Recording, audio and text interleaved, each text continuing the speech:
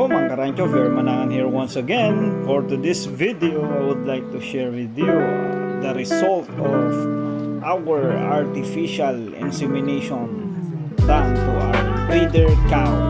It successfully gave birth to a baby girl Brahman type of cattle. So the semen came from Don Mariano Marcos State University College of Agriculture in the northern Philippines. Before I continue my video, I'd like to remind our viewers, our followers of Manangan Farms to please like, and for those who are not yet subscribed in our channel, please subscribe in our small YouTube channel and be updated to our new videos here, and please do not skip ads.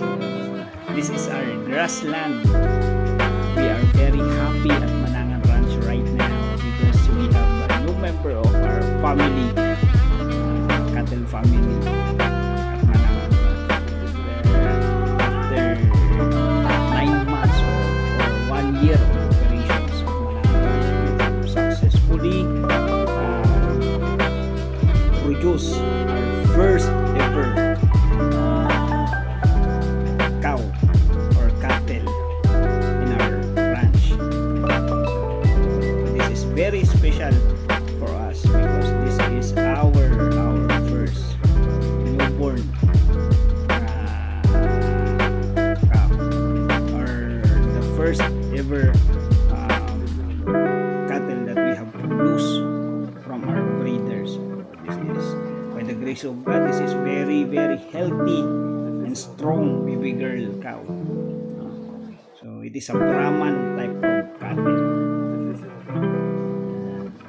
Keep on watching our beloved viewers, our beloved followers, and